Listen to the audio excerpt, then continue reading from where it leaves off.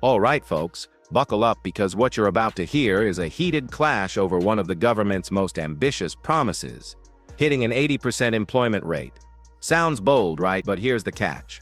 Right now, the UK is still struggling to return to pre-pandemic job levels, while other countries like Switzerland, the Netherlands, and even Japan are ahead. In today's hearing, MPs grill the Secretary of State and senior officials on whether this target is realistic or just political wishful thinking. And trust me, things get tense fast. So, as you listen closely, ask yourself, is this about genuine progress, or is it about painting a picture that looks better on paper than it does in reality? Thank you. And we're over to Joe Baxter. Thank you, Chair. So the Public Accounts Committee recently said it would be very challenging to meet the government's aim of an 80% employment rate. So given the budget that the department has, do you think the 80% employment rate is feasible and or achievable? Well, it's definitely a stretching target, but I'm not in, to state the obvious, I'm not in politics to be coasting along, you know? We want that stretching target. We've said it's a big ambition over a decade, but actually if you know, our employment rate I think is just over 75%, but there are other countries, Switzerland and the Netherlands, who are over 80%, Japan I think is just under 80%, Germany 78%, so we do want to be up there with the best. I don't think it's acceptable that our employment rate has not got back to pre-pandemic levels. We're the only country in the G7 where that hasn't happened. And, you know, if you look back at the original Beveridge report, Beveridge said social security alone would never be enough to give people a good life. It needed to be combined with full and fulfilling employment, those are my words, not his, and an NHS that's as much about rehabilitation as cure. Now, actually, those principles remain true today. So it is stretching, and it should be, because people deserve a chance to work. And actually, we have seen in the 1 year since this government was elected, 500,000 more people in employment. You know, that is, the employment rate has gone up. Economic inactivity has come down by 300,000. We've created 380,000 more jobs. There is a long way to go, but we have set our job centres new metrics. You know, it's a complete change for our job centres. Reduce the disparity in the employment gap between different regions. The employment rate for lone parents, for disabled people. We want to get it up right across the board. Sorry, Peter. No, I was going to go in exactly that same point that you were making, Secretary of State, that the Secretary of State and Ministerial team have set us 8 metrics which get into the heart of this, because there are parts of the country where indeed the employment rate is above 80%, and there are groups in the country where employment rate is above 80%. The focus needs to be on those places or those demographic groups where it is below, where there is that gap. And that is something that it gives us the thing to aim for, doesn't it? The sort of interim stages before we get finally to 80%. And we've been absolutely set that framework by the ministerial team, and we're driving towards it. Just on this point about the focus of job centres, so the Minister for Employment told us that one of her priorities is for work coaches to have more time with claimants. So subsequently, Permanent Secretary, you told the Public Accounts Committee, because I was at the evidence session, that the DWP will be reducing the length and frequency of many work coach meetings because the evidence showed it does not make a difference to outcomes. So I guess my question, Secretary of State, is if work coach support doesn't help people find work, why is it mandatory for millions of people to meet with work coaches? Shall I build on that? Because, Ms Baxter was, as you say, at the Public Accounts Committee session in May, where we were talking about the creation of the Jobs and Careers Service and the opportunity there to take our existing resource of work coaches, who are focused primarily on the intensive work search group within Universal Credit, and move beyond that, because as the Secretary of State has said, our priority is to go beyond just the intensive work search group to support people, particularly people with health conditions, who previously have been left out of any support at all. So what we've been doing as part of the Job Centre activity review is try to work out where we can best deploy our work coach resource so that those people for whom that resource could be more closely targeted enables us to free up resource for those groups who currently don't get it at all. So some of the things we're doing have been to reduce some support where it's been less needed, but that's to free up resource elsewhere, and 1,000 work coaches are being released to support people on the Universal Credit Health journey as part of this programme. So that's where it's going. It's to support additional support elsewhere. I was again at the Public Accounts Committee on Monday, and the Chair was asking me again about this, particularly it's the claimant commitment review, claimant commitment stage, where we've reduced from 50 minutes below that. What I said is that where you have a situation where a claimant needs longer, if a work coach is thinking, well, I'm 20 minutes in, actually I could do with that extra half hour, then that can normally be accommodated because we want to do the right thing. But it's really about trying to make sure we don't spend time on the things that add small amounts of value to free up our work coaches, as I say, the 1,000 work coaches who are going to be putting in place over the course of this year to support customers on the health journey. I just wanted to add a tiny bit to this, which is we did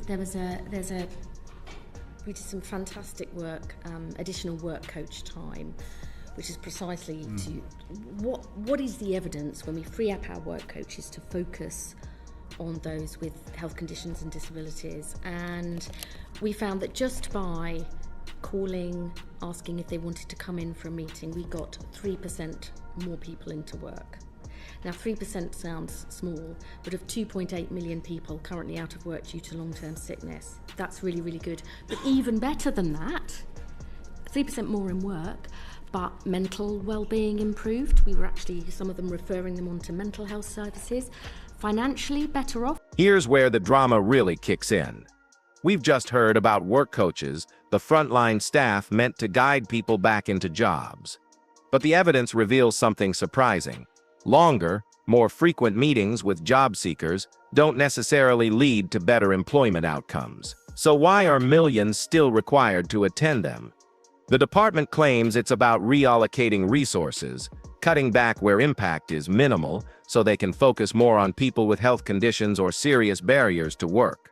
Sounds logical on paper, but do you buy it? Should taxpayer-funded job centers be chasing efficiency or ensuring everyone gets the personal support they deserve? Because we referred people to debt advice to get the finances back on track. So we've got a resource. The resources aren't infinite. Our work coaches themselves say we don't need to focus on those people. We can do that over the phone or online. These are the people we need to spend more time with. And that's the amazing thing about them, our work coaches, is they know what's what. They know their local economy, they know what people need. And we do actually have evidence that if you spend more time with people, refer them on to the right services, they can get work and they can be financially better off. So just my final part of this section is just, so I'm a former trade union official. I believe in good work. So not just any job, but jobs where people have good terms and conditions, where they feel secure, where they are developed, where they have agency and a voice and security. So how do you, and I do agree, work coaches are phenomenal. I've met many in my local job centre. How do you ensure that work coaches have the time to make sure that they're not pushing people into any job, but that we are making sure people get good work and good jobs with good terms and conditions? Well, this is one of the whole points of our reform of job centres, is that we better match the people who need work with the jobs that they need to get, and ideally to get on in their jobs too. I'd say it's not just about what we do within the DWP. We've got our employment rights legislation to improve the quality of work. We're creating more good jobs. We've invested, £113 billion over the SR in building new homes and clean energy. But we're also looking at what we can do as a department with other government departments. I've already met with Ed Miliband and everyone who's involved in the clean energy workforce strategy to say, okay, you're going to be creating these jobs. How do we get our people into those jobs? What's the partnership we can build? Similarly, with the construction industry, because we're building 1.5 million new homes, but there's much more we can do. We're investing in our water infrastructure, creating new jobs. On defence, I think that this is about government saying we've got to be much more joined up. And we need the DWP. We want to go out there and do a deal with those employers and say we are overhauling our approach to employers. You know, it's not acceptable that only 1 in 6 employers has ever used a job centre to recruit. So we're overhauling that. We've got a dedicated team now in the department. They're going to have single account managers. We want to do much more as a partnership there. So there's a long way to go, but we have made a good start in this first year in office. And in the job centre, I mean, I regularly sit alongside work coaches in job centres, and the conversation is all about, well, what can you do? Let's understand your skills, let's understand your employment history and your aspirations and what you want to do. And connected to employers in the way the Secretary of State has described, but one of the particular successes that we've had over the last few years is sector-based work academies, where we work closely with employers to give our claimants the opportunity to have work experience and training, leading to a guaranteed job interview at the end of that. And there were over 80,000 of those over the course of last year. That's directly connecting people to those roles. And many of those are in the sectors that the Secretary of State has described: good jobs, growing jobs, good opportunities for people. Any crew there? Very quickly, job coaches tell me one real problem they've got is employers concerned about the national insurance rise. Has the department done an analysis of the likely impact on both the supply of jobs but also on wages in consequence of the national insurance rise itself? Well, actually, my experience of talking to employers even since that rise is that many are desperate to recruit. You know, they've got jobs that they really need skills for. We've got people who are out of work who we need to get those skills. So, as I said earlier, you know, we want to make sure that we much better match the needs of employers with the right people who are coming through from us. And actually, I know that you know, businesses, you know, are under a lot of pressure. But actually, the ones that I've spoken to are still much more likely to talk about the challenges of recruiting, not that they are not recruiting at all. They are desperate to get people to work in those, particularly in those growth sectors that the government is funding. I just asked the Permanent Secretary what work the department has done to assess the impact of the national insurance rise on the jobs market. Those assessments are done by the ABR, and they were published alongside those fiscal statements in the normal way. And there we have it, the case laid bare.